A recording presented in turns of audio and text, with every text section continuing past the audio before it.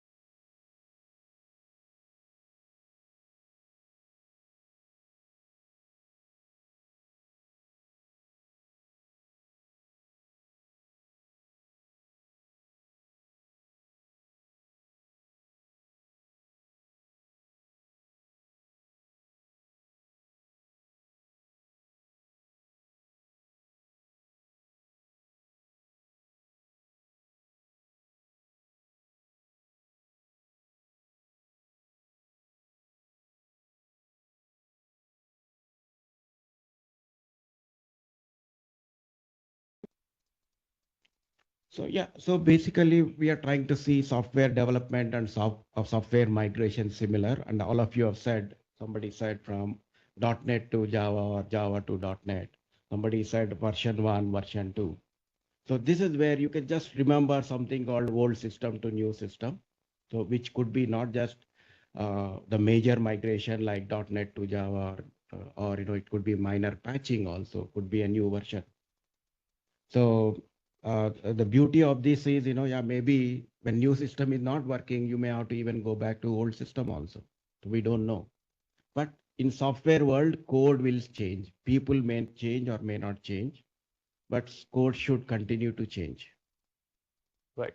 So, sir, I want to ask you one question. So, as a developer, everything is development for me, right? So, where do you draw the line? Like, what is migration task and what is a development task? How do you bifurcate whether it's a migration, it's a development? Right, because I think that's where I was trying to say migration and development should look similar. However, the industry already knows about differentiating it in the form of so many of these terms. We call it as an update. We want to patch it. We want to rewrite. Sometimes, when the legacy code becomes so huge, they want to rewrite it completely. And then the transpile, whatever, if you want to now that Java, if somebody thinks it is legacy, they want to move to Rust. Then there also, they don't want to hire people. Why not we just transpile it?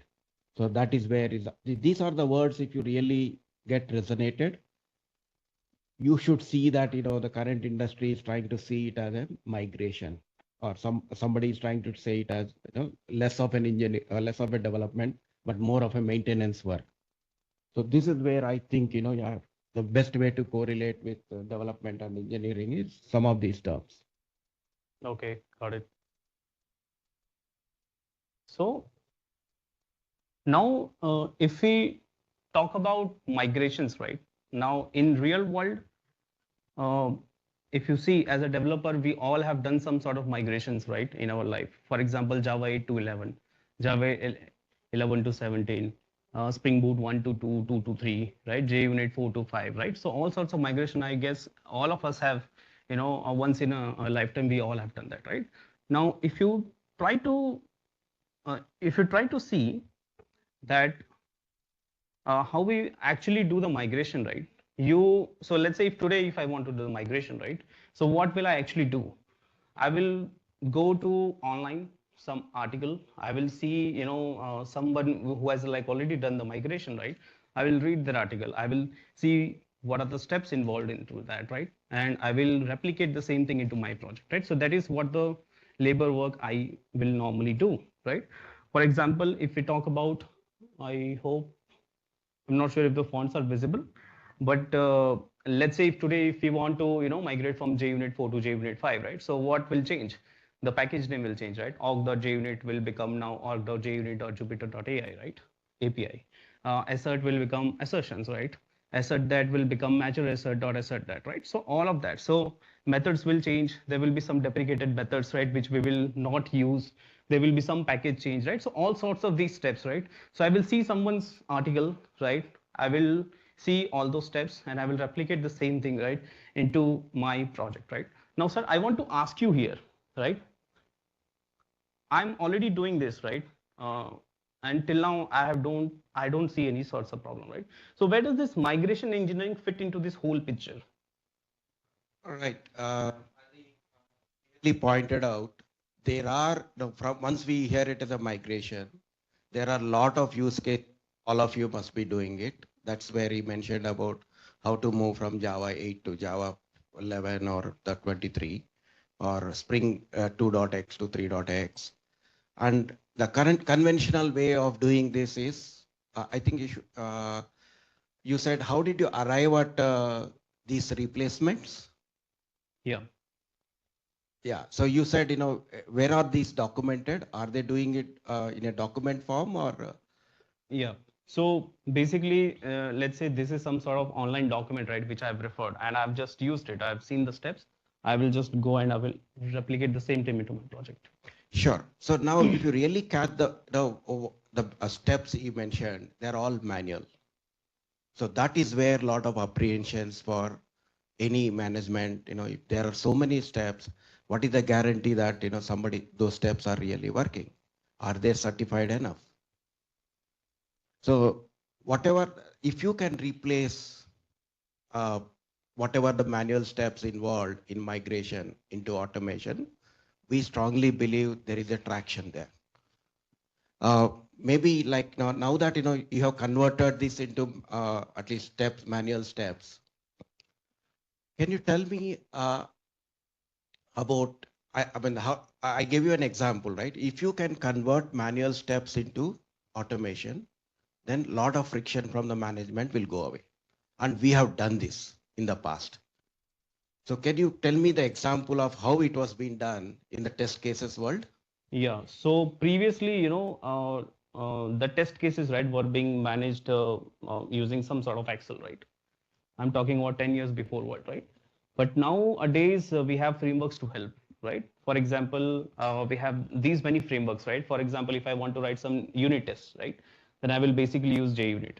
If I want to write some integration test, right, then we have test containers, right, to help us, right? API testing, we have REST assured. For functional testing, right, we are using Selenium, right? So we have like all these frameworks, right, in today's time. Is there something available in engineering, I mean in a migration world, where we can try to automate all this stuff? Yes. So far, have you understood how test cases as a documentation are being converted into the code using JUnit kind of frameworks? Are we clear? Yeah, exactly. In the same way, you have some new frameworks coming in, which yeah, these are the frameworks which will help you to make migration similar to test cases code, but in this context, it's a migrationable code. Right. But how this frameworks basically makes our life easy? Like how does they work under the hood? Sure. Can we go back to the old simile? How does JUnit makes life easy for testing easy? Right. So when we think of JUnit, right? So JUnit basically gives us a lot of control.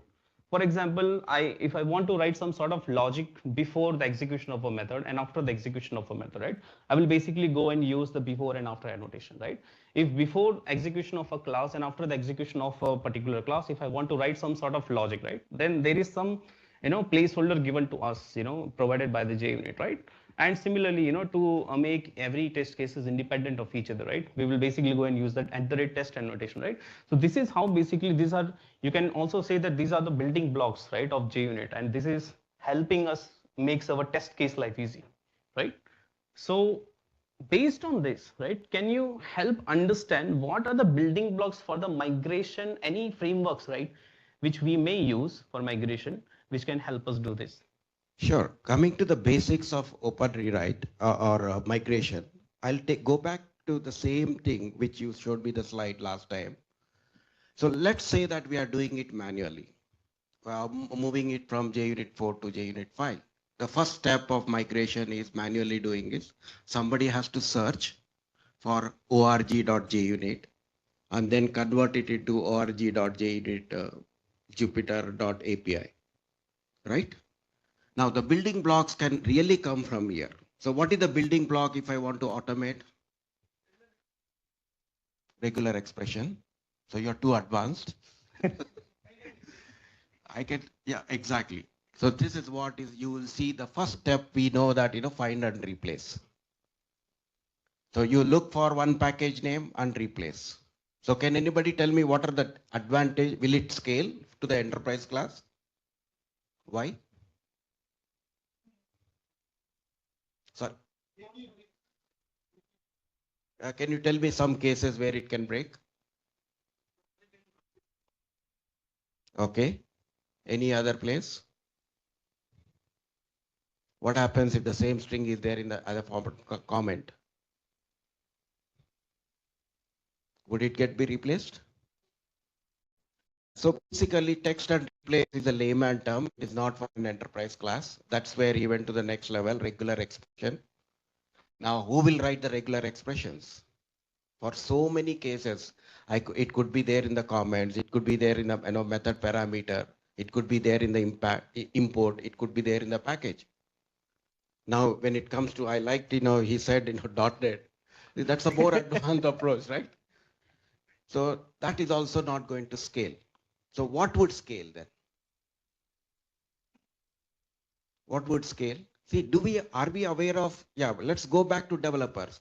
What do we understand code? Why do we say class? Why do we say private? So there is,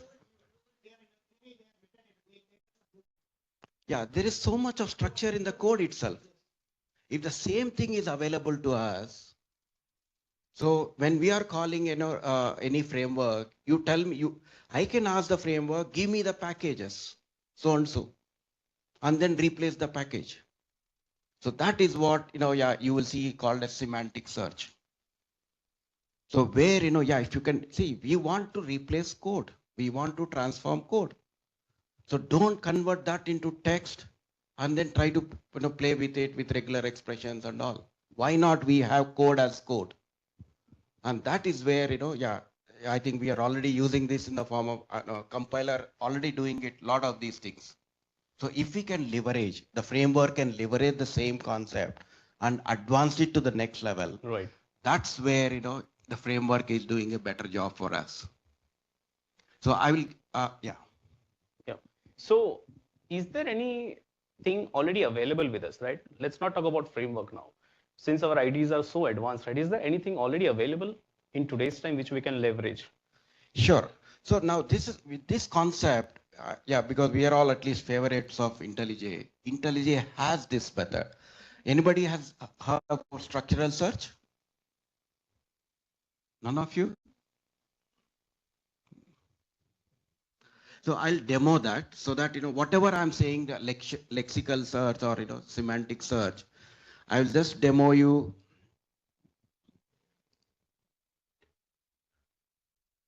So basically, yeah, the migration part has to be handled as a code, not as a text, not as a regular expression.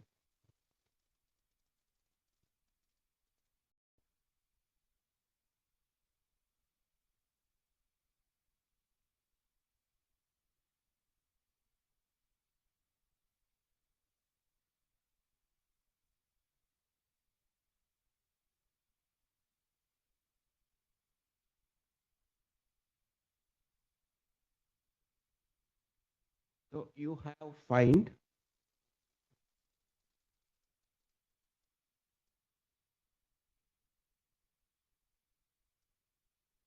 So basically, IntelliJ has got a DSL where you can always search for, uh, let's say, instance of lambdas, method calls.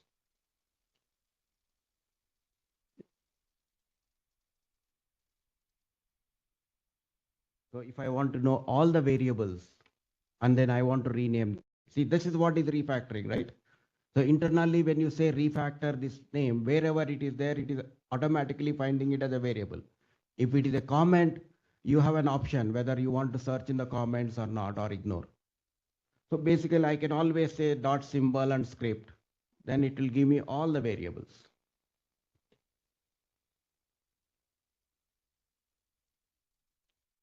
So does it make you visualize what is semantic search mean compared to text or regular expression?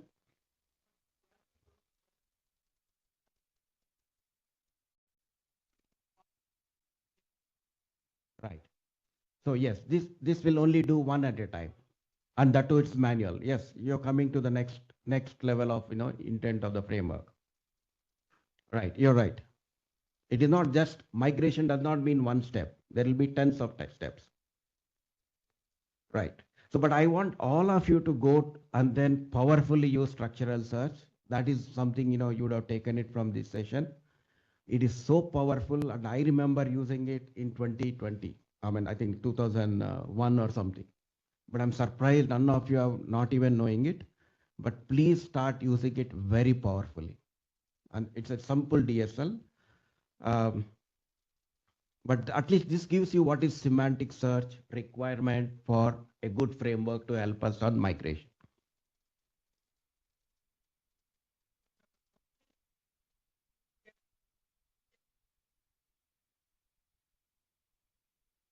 Yes.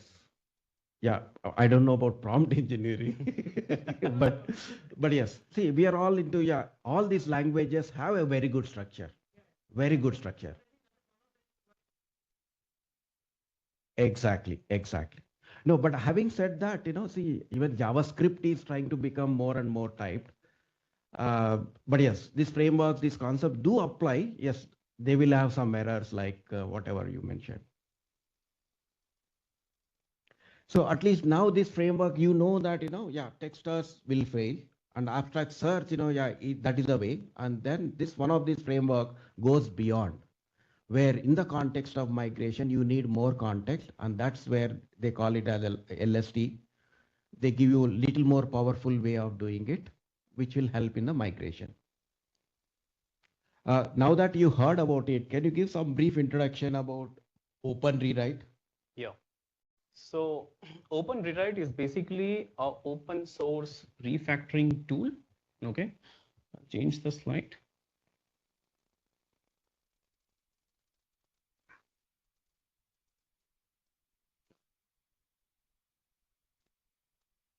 So it's basically open source tool, right?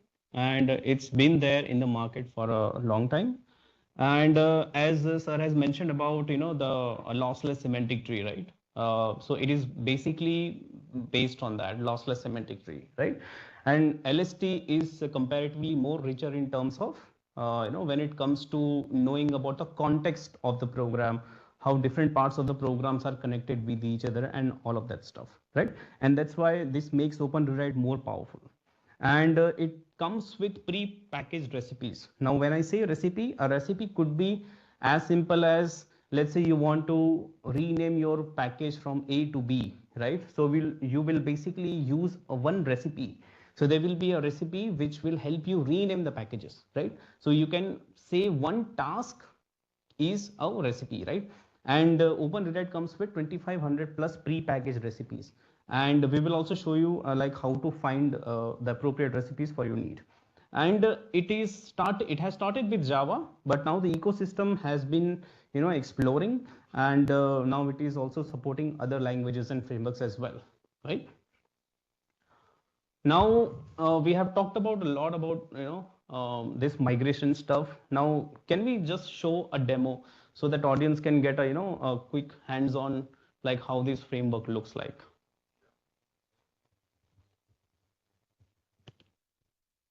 So are we comfortable with all these are part of, some kind of migration task?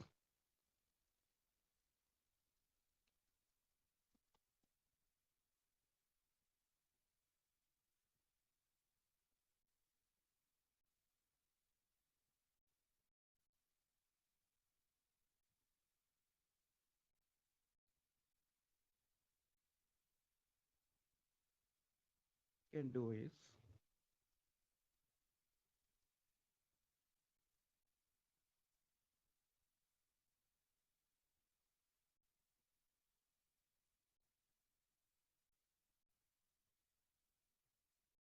so these are all again standard examples we took and then modified it to suit We to can see demo. intelligence. So how to?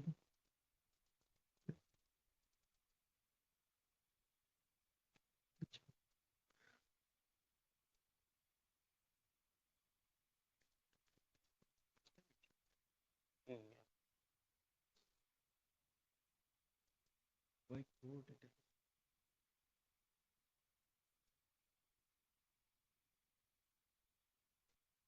like,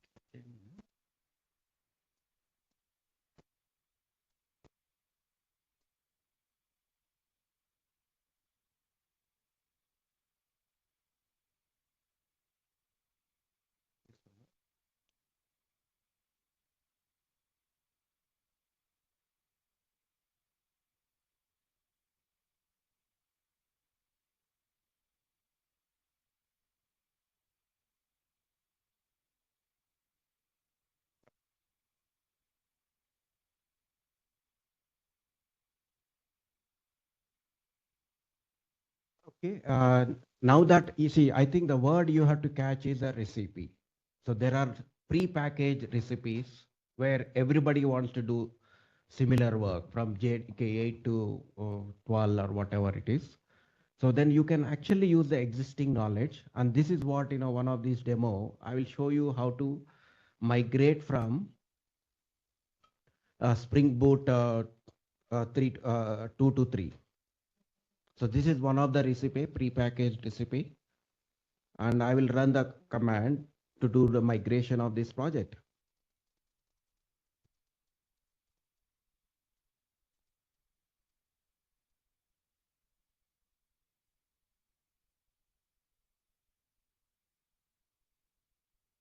So, sir, I have a question. So, when you did this migration, right, what is happening behind the scene, basically? Yeah, basically it is parsing, it is going through all the code and identify, I think somebody who has done from Spring 3 to Spring 3 to 2, they have converted all those manual steps into the code and then given you as a recipe. Okay. So that you are just reusing it something like an API for transformation. Is it just upgrading my version into POM from X version to Y recipe, or is it more than that?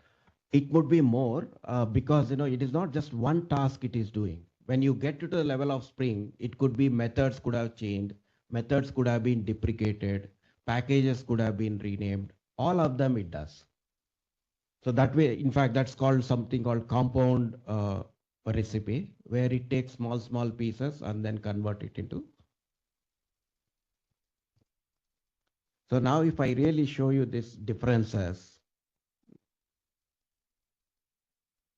see now the Spring controller has been changed. So now request mapping is got changed to get mapping. So which is equivalent to search and replace. And yeah, there are secrets bindings which got changed. So some of them it has just removed it. Constructor binding is removed. And I'll show you, it is not just about Spring. It's again, yeah, the unit tests also got changed. See that they were in JDK 4, JUnit 4. Now they have already become JUnit 5 compliant. So category has become tag. Before has become before each. So whatever you showed that slide, all of them it has taken care with one simple code. It is pure development now. But yes, the power of a framework like OpenRewrite. So do we think that now, yeah, we are coming closer to a area where we should not differentiate development and migration? Do you see some spark in the light where we should treat migration as equivalent to development? So that is the real power of code. See, if you always see it, I don't know, at least I always keep saying entire power is in the code. And if you're going far away from code, there's a lot of manual work. If you come closer to the code, lot of automation. So is it a demo fine, or you want to see any other demo? Right. So now that we have shown them the power of what is migration engineering as a code, can you show them, where they can find out more and more recipes? Yeah. So as I've said, that OpenRewrite comes with its own pre-packaged recipes, right? So before that, let's try to understand what are the categories of recipes available. So mainly OpenRewrite makes recipes into three categories, right? First category is basically migration engineering tasks. For example, you want to upgrade your framework or platform or runtime, right? From one version to another version, right? Let's say Spring X version to Y version, Java X version to Y version. So we will have a recipe in that area, right? Then another category of recipe is the fixing the software vulnerabilities, right? Which are found in some popular libraries or frameworks, right? For example, log4j related, the vulnerabilities, right? So there will be a one for that, right? So likewise, the way we have seen the log4j, right? The way we can have another lots of kinds of recipes available in that category. Another category could be, improving the code quality, right? So our static code analysis tool, keep shouting us about the warnings and all those sorts of, best practices and stuff.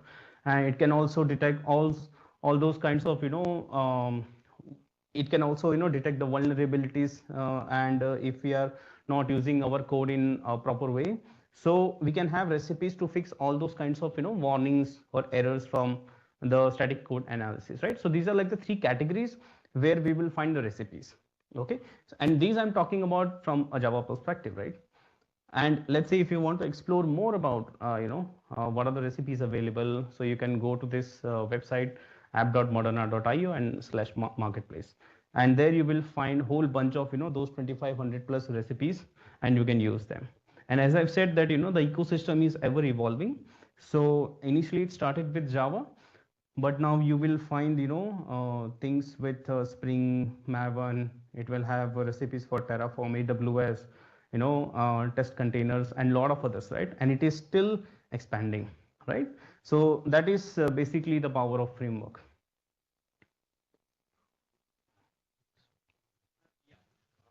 In the world of where AI is there, do you see any way AI can be leveraged along with? Yeah, so OpenRewrite also comes with integration with AI. Okay, and now I'll just give you a demo of how sample, how you can basically integrate AI with OpenRewrite. Before that, do you see AI as a complementary or NB for open rewrite with what you understand? Where? Can you give some cases?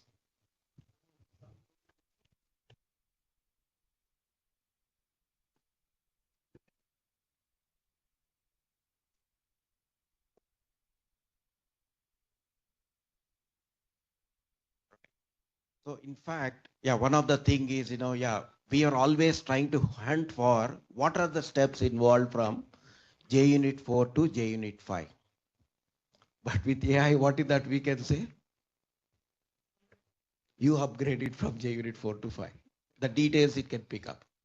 So the power of this is, it is still abstracting you at a higher level, where with prompts, it will take care of all the steps required. You don't have to still know how many things, you have to change.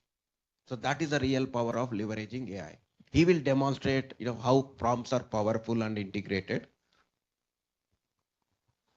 Okay, so let me go straight into my IDE. And let me show you the code. So basically this is a project which I have created. Okay, it is called Rewrite Generative AI, and it is basically forked from the OpenRewrite platform itself. Since I've said that it's open source, right? So I basically forked it from there. So I'll straight away going to showing you the demo from there. So before we go and see the demo, I will just take few minutes to just explain like what does the code has. So in the build.gradle, we will have dependencies related to OpenRewrite, right? For example, this can be the test related dependency, and we can have all sorts of other OpenRewrite related dependencies here, right? And then so in this particular case, what we will going to be doing, let me show you that. So this is a sample test case. Let's try to understand the demo which we have prepared. So this is, so we will take baby steps. Okay, so we will try to understand the very basic kind of use case, and we will try to leverage the power of AI, and we will try to convert it. Okay, so this is the very simple Java code. Okay, it has a test method, and it has a switch statement. If you see something wrong with the switch statement, that is the default keyword, right? The default block is actually in the middle of it, right? So let's try to use AI, and let's try to see like how the AI behaves when we want to basically transform it, right, to the end state. So as the end state, what we want to move this default statement to the end. Okay, and this is how our final code should look like, right? So case 0 and case 1 will appear before, and at the end we will have the default statement, right? And since it's a very basic kind of example, there is already a recipe available for this, but we are just testing like how this uh, we can basically use the AI, and we can. Yeah, this is also an example of how to write a custom recipe. In this case, they are using it, they are integrating with AI. But the good thing about developers is now your work is becoming more. You can either use the recipes. If you're not happy, what should you do? Custom recipe. So that way your work will never die. It will be more and more. But please remember that the beauty of code is you can always extend it the way you want. And the custom recipes, we would see a good marketplace. Some of you, if you are interested, you should write some custom recipes and publish it. Right. And as Rajas has already mentioned that it's a custom recipe. So let me give you a very quick glimpse of how a custom recipe looks like. So there is a ready-made class available, recipe. So we have to extend that class, okay, and we have to create a new class, a child class basically. And few methods we have to override. For example, the display name, description. It's just an information like what your recipe does. And okay, it's not visible.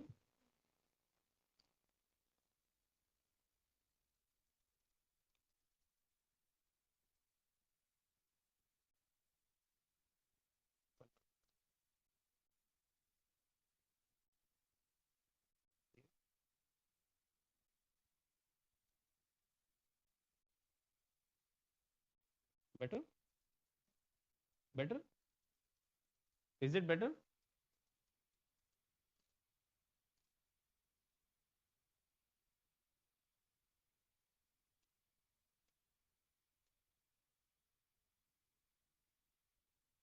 Better now? Okay, thanks.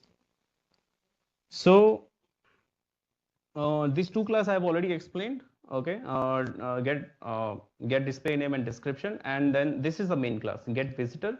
So visitor is basically a pattern which is used inside the AI. So as we have mentioned that it's basically powered on LST foundation, right? So it depends on LST. So you can actually access the LST, the lossless semantic tree of your whole program. So it can help you move, I mean basically search within your program, like how does your program structure looks like, how many switch statements, how many methods, how many variables, and all those sort of stuff, right? So you basically override that also. Now since here we are interested in transforming the switch statement, so we are using we will actually read all the switch statement from our code. So now here so this is the visit switch function. So here I'm iterating the loop, right? So this will give me all the switch, the cases which are there in my switch statement. Okay, and here I'm checking my default statement. So I'm picking my default statement from it, and I will feed that into my AI prompt, and I will ask AI to do the transformation the way I want. Yeah, if you note the prompting reformatting the default as the last, we don't know how to do it with search and replace, right? But then the same thing, if you say it as a prompt, anybody can do it. So that way, AI is really making it more easier to do migration task. Yeah. So then this is my prompt which I have added into my program. So in this, I am doing as simple as that. The prompt which I have written is like write this switch statement with the default statement last, right? This is a simple prompt I have written. Now I'll just run my code and let's see how it behaves.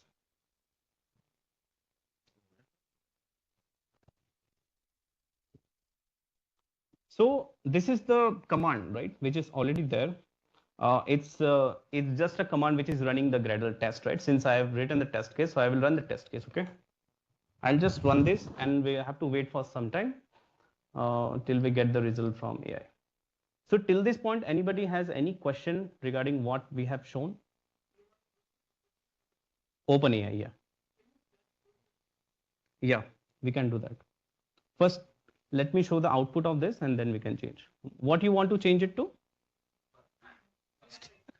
Put the deep. Okay, I want to play around with AI.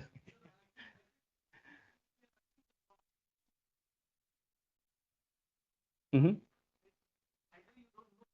Right, right, right, right. Yeah. Yeah, so since this whole project is basically in experiment mode, okay? So even OpenRewrite has also not launched it in a full-fledged manner, right? So when it will be final, right? So there will be no way to actually go and edit the prompt, right? It will be as simple as just calling a method, right? It will be like that. But it's just a demo which we are showing right now.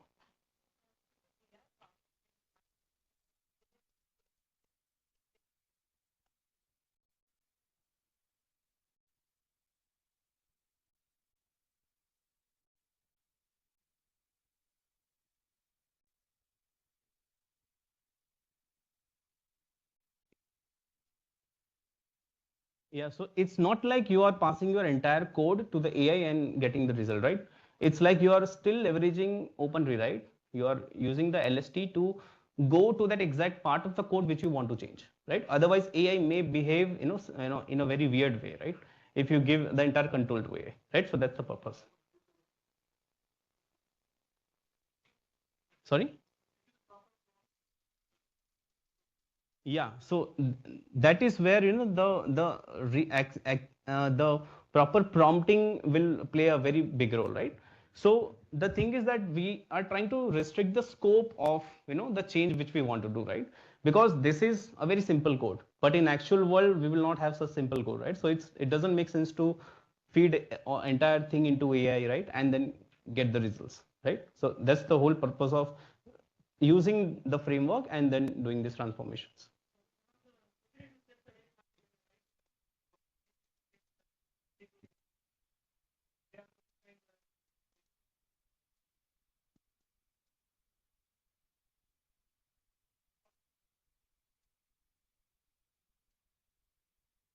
No, definitely. You can write a refactoring recipe where exactly, I think the last discussions or somewhere I heard, I think in the workshop, he said if you want to go from legacy, or he was using the word, all the services in one directory, models in one directory, and you want to go to modular approach.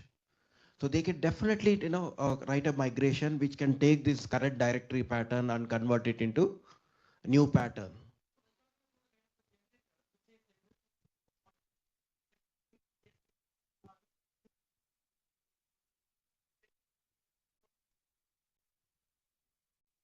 That's anyway done by IDEs itself, right? You can always use IDE that anyway that generates. But I think, yeah, maybe migration also can do it.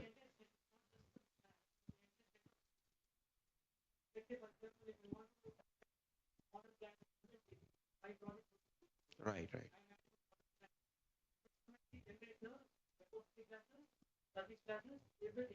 Right. You can definitely write, but I think, that's more of a IDE requirement rather than a migration. That is a bit not related to migration, right? Because it's more of a code generation which you're talking about, right? Definitely with IDE, yeah, you can always write IDE plugin which does that. Yeah. So I just want to quickly show what response we got, right? So since I mentioned that, AI can be sometimes weird, right? So what we did, we simply fed our switch case into the AI and we asked it to transform it, right? So since switch cases are very generic in nature, right? So just looking at the syntax, it's very difficult for AI to understand what we are trying to achieve, or what is the end state, right? So it has actually given me the response into C program, right? Although luckily it's correct, right? But since this is not technically correct, right? So that is where the power of a proper prompt comes and play a very big role here, right? So that is why this whole the project, right, which we have is right now still in progress mode. So, but it is still open and open for exploration. And if we run it next time, will it give C? yeah, it will basically keep on changing. Okay. Right? We So don't know. yeah, We don't know. so if you write same prompt, same thing, everything is same, but you run it the next time, it may give you C++. So how do we make it consistent? No. How? That's all. Yeah, that's all. Change the prompt. Right. So in our prompt itself, right, we can give it more context, right? Like do this same thing in Java, right? Sorry? Okay, okay. Yeah, he's saying, OpenAI know that you are a Java expert. He's talking. Oh yeah, you mean we should give some role to the AI, right? Yeah. And then yeah, definitely we can do all those stuff, since it's a simple prompt, right? So we can do that stuff. So when I will give this and when I will run the program again, then it will give me more deterministic result, right? Right. Yeah. So that's Can you summarize? Yeah. So I hope you found this demo helpful. So based on this, right, there can be a lot of different kinds of. So we gave a very basic demo. We just wanted to excite you enough so that you can go and you can explore it yourself, right? And likewise, this was a basic example, but you can go and you can think of many use cases, right, of where inside the migration we can fit in AI and we can make our lives easy, right? Yeah, one of the point he mentioned about the third point, what happens, you have developers across the world. They're comfortable with English, but they're not native Koreans. So they can actually look at the code in that language because that is more accurate than basic translators. Yeah, and these are the basically references which we have used. And if you want to learn more about it, right, you can go and you can see it in more detail and you can play around with this whole thing and you can customize it in your way and you can use it in your project. And just to quickly summarize it, just give me 2-3 minutes. So we have seen, how to do refactoring. Okay. And this is the open source version, but there is also paid version of this also comes, right, which is the Moderna, and where one of the question was there, right, like how we achieve the scalability, right? So you can basically go and you can do these transformations into multiple repositories at one given time, right? So the link which we have shared, you can go and you can explore that. And we have seen style formatting related stuff. It can help us detect the issues and all these sorts of things, right? And here is the source code demo. If you are interested to explore the code, this is the GitHub repository link. You can go and you can scan this QR and yeah, you can play around with the code. Yeah, one take you want to take it from this talk is, please, I think, yeah, start looking at migration as a development, and that's where you will make a lot of migration projects more happy. Yeah, thank you so much for your time, guys.